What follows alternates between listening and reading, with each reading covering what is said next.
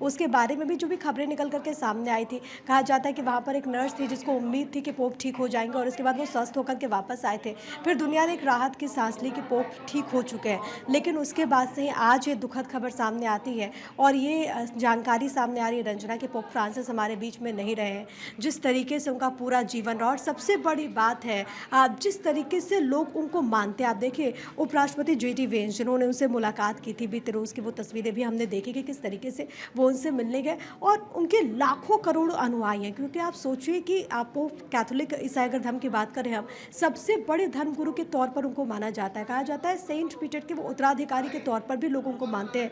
लाखों करोड़ों अनुयायी, क्योंकि दुनिया भर में जो ईसाई धर्म के लोग हैं उनके लिए पोप फ्रांसिस, आप सोचिए जिस तरीके से लोग उनको फॉलो करते थे, जिस तरीके से लोग उनको मानते थे, एक बड़ी क्षति उन तमाम लोगों के लिए है। और जिस तरीके से पोप फ्रांसिस का पूरा जीवन, आप तो सोचिए शांति का पैगाम उन्होंने दिया, शांति का उन्होंने संदेश दिया। अपने आखिरी वक्त में भी अगर उनके मन में जो बात चल रही थी वो पीस को लेकर के थी, वो शांति को लेकर के थी। आज के वक्त में जो सिचुएशन बनी हुई है, खासतौर पर जो युद्ध के हालात हैं, जो स्थितियां म्यांमार में भी हमने भूकंप से देखी, उन तमाम विषयों को लेकर के एक चिंता भी थी। लेकिन इन सब के बीच दुनिया में अमन, चैन, शांति स्थापित हो, ये उनकी कोशिश थी और यही उनके पूरे जीवन का एक संदेश भी रहा है। एक बड़ी क्षति है और एक बहुत दुखद खबर है, क्योंकि पोप फ्रांसिस का जाना, आप सोचिए, मानवता के लिए भी एक बहुत बड़ी क्षति।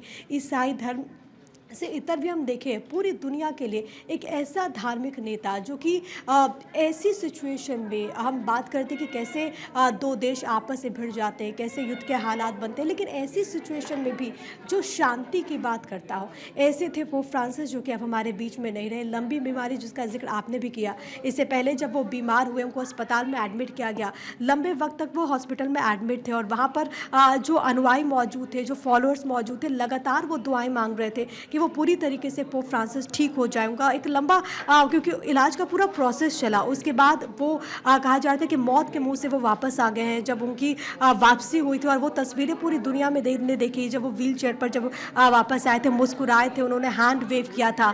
लेकिन अब वो तस्वीरें सिर्फ याद रह जाएंगी, पोप फ्रांसिस हमारे बीच में नहीं रहे।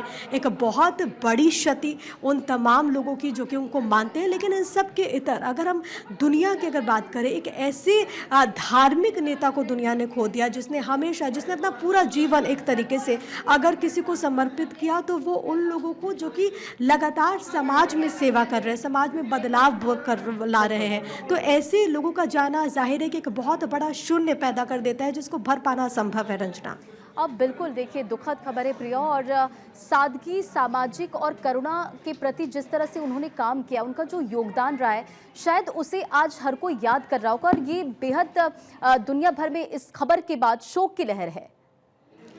बिल्कुल, क्योंकि दुनिया जानती है कि कितनी बड़ी क्षति। आप सोचिए कि तमाम जो बड़े चेहरे हैं, चाहे डोनाल्ड ट्रंप हो, चाहे जेडी वेंस की हमने बात की और वो तस्वीरें भी हमने देखी जब जेडी वेंस खुद उनसे मुलाकात करने के लिए पहुंचते हैं। इसके अलावा इमैनुअल मैक्रोन की बात करें, आप देखिए तमाम देशों के जो राष्ट्र अध्यक्ष हैं, क्योंकि अगर हम ईसाई समाज की बात करते हैं तो अगर पूरी दुनिया में इनका आंकड़ा देखें, 240 करोड़ ईसाइयों की संख्या है दुनिया भर में, 130 करोड़ इसमें कैथोलिक हो जाते हैं। और ऐसे में पोप कैथोलिक ईसाई धर्म के सबसे बड़े धार्मिक नेता, जिनसे लाखों करोड़ों अनुयायी उनके हैं, जो उनके लोग जुड़े हुए हैं, जो कि लोग कनेक्टेड हैं, जो लोग उनको जब भी कोई व्यक्ति परेशान होता, चाहे वो किसी भी क्षेत्र में क्यों ना हो, वो उनके पास जाता, सलाह लेता, गाइडेंस लेता। जब दुनिया में ऐसे हालात बने तब लोग उनके पास जाते और ऐसे में हर कोई इसको एक निजी क्षति के तौर पर भी देख रहा है। यही कारण है और बार बार इसी बात का जिक्र हो रहा है, जब वो बीमार भी थे तो लगातार वहाँ पर डॉक्टर्स की टीम से बातचीत की जा रही थी। और ये ऐसा नहीं है कि सिर्फ एक देश का राष्ट्राध्यक्ष, इसके अलावा आप देखेंगे कई ऐसे बड़े चेहरे जो कि लगातार कांटेक्ट में थे, सब ये उम्मीद कर रहे थे, सब ये दुआ कर रहे थे, प्रे कर रहे थे कि पोप फ्रांसिस एक बार फिर से ठीक हो जाए। लेकिन अब ये दुखद खबर सामने आती है। हालांकि हॉस्पिटल से उनको डिस्चार्ज कर दिया गया था, लेकिन अब दुखद खबर सामने आई है। एक तो उम्र संबंधी भी जो समस्याएं आ रही थी वो प्रमुख तौर पर, इसके अलावा किडनी फेलियर को लेकर के भी कहा जाता है और डॉक्टर्स की तरफ से भी भी जब उनको अस्पताल में एडमिट किया गया था, ये कहा गया था कि उनकी कंडीशन बहुत ख़राब थी, लेकिन जब वो वापस आए तो लोग कह रहे थे कि किसी करिश्मे से कम नहीं है। जब वो वापस से ठीक होकर के लोगों के बीच में लौटते, जो उनके अनुयायी थे उनके लिए उससे बेहतर कोई लम्हा नहीं था जब वो उस पल को जी रहे थे कि पोप फ्रांसिस पूरी तरीके से स्वस्थ हो चुके हैं, उनके बीच में आ चुके हैं। लेकिन उसके बाद ही आज ये दुखद समाचार सामने आती है और ये दुखद खबर सामने आती है कि पोप फ्रांसिस नहीं रहे। बिल्कुल, पोप फ्रांसिस नहीं रहे। इसी के साथ वो 2 तस्वीरें भी हम लगातार दिखा रहे कि किस तरह से पब्लिक अपीयरेंस वहाँ पर उनकी मौजूद नज़र आई, और इसी के साथ साथ पीएम नरेंद्र मोदी के साथ भी जब उनकी मुलाकात हुई थी, तब वो भी तस्वीरें प्रिया इस वक्त हम अपने दर्शकों तक पहुँचा रहे हैं।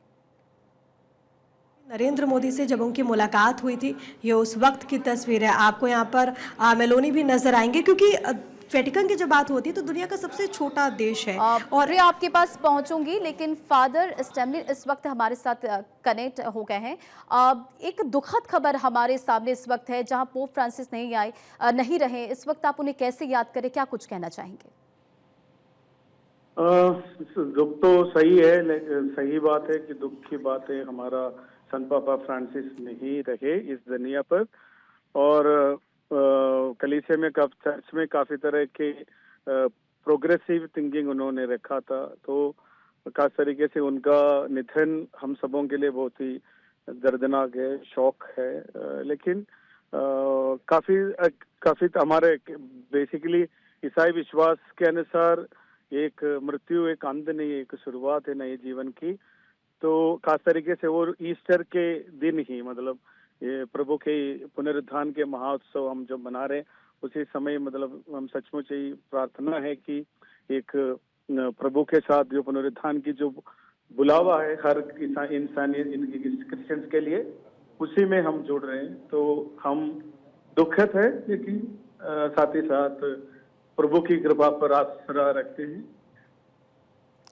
जाहिर तौर पर सादगीकरण और सामाजिक मुद्दों पर वो सक्रिय हमेशा से रहे हैं, और शायद उनके किए गए कार्यों को लेकर आज सब उन्हें याद कर रहा होगा। बिल्कुल, क्योंकि इन अन्य संत पापा जब होली फादर से तुलना कर लेते, पोप फ्रांसिस बहुत ही प्रोग्रेसिव थिंकर थे। सभी लोगों को इंक्लूसिव सोसाइटी की ओर वो अपनी नजर रखे थे।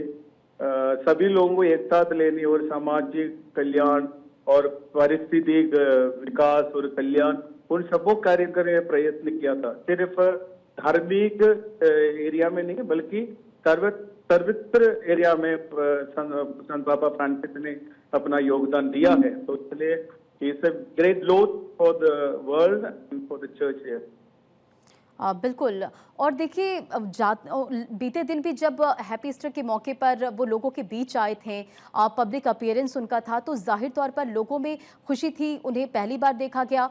ऐसे में उनकी तरफ से गाजा युद्ध विराम का जिक्र हो, रूस यूक्रेन में शांति किस तरह से हो, तमाम इन बातों का जिक्र किया गया था। शांति किस तरह से बहाल हो इन देशों में, ये भी वो कोशिश उनकी यही रही कि सभी इस चीज को लेकर बात करें और इस चीज को खत्म किया जा सके। बिल्कुल, देखो कुछ 3 सप्ताह पहले पोप साहब का हेल्थ काफी गंभीर थे। हम लोग सब दुनिया भर के लोग उनके लिए प्रार्थना कर रहे थे।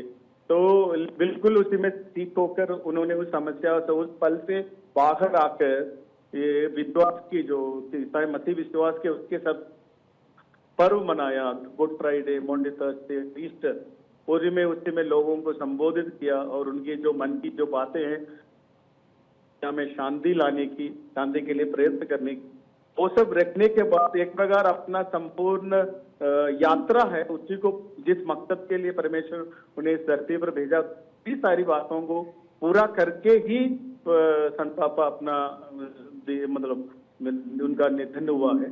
और प्रयत्न बहुत करा है उन्होंने, सारे रशिया और यूक्रेन के बीच में भी शांति लाने के, सीरिया के लोगों के लिए जो रेफ्यूजीज को वेटिकन में लेकर आए, अमेजोन्स में प्रयत्न करा उनको एकत्र करने के, बहुत ही खूब तरीके से 2013 से लेकर अब तक तकरीबन 12 साल उन्होंने बहुत ही प्रयत्न किया है इस मामले को लेकर। बिल्कुल, देखिए पोप फ्रांसिस का जो कार्यकाल है वो 2013 को शुरू हुआ था। उन्होंने कैथोलिक चर्च में कई महत्वपूर्ण बदलाव किए। इसी के साथ सामाजिक न्याय हो या पर्यावरण संरक्षण हो, कई ऐसे मुद्दे थे जो उनकी चर्च की पारंपरिक नीतियों में बदलाव लाने का प्रयास भी किया गया। बिल्कुल सही बोला। इस तरीके से पर्यावरण के संरक्षण में सबसे पहली बार चर्च के तरफ से एक रहे। इसी बीच हमारे साथ ब्रिटिश पार्लियामेंट के रैली रेंजर हमारे साथ कनेक्ट हो गए। अब दुखद खबर है, जो पोप फ्रांसिस नहीं रहे, आज आप उन्हें कैसे याद कर रहे हैं, उनके किए गए कार्यों जिसका जिक्र आज हर तरफ है? मंत्री को हमारे पोप दुनिया से चले गए, उन्होंने 12 साल जो भी वो इतनी ह्यूमिलिटी से किया है, प्यार से किया, टू एवरीबॉडी, जो भी उनको मिलना चाहता थे। दुनिया में उन्होंने टूर किए, हर देश में गए, उन्होंने शांति का मैसेज दिया और उन्होंने रिलीजियस टॉलरेंस का मैसेज दिया। धर्म जो होते हैं तोड़ने के लिए होते हैं, तोड़ने के लिए, और जो धर्म है उसके बिना पे हम एक दूसरे को हेट मत करें। तो उन्होंने बहुत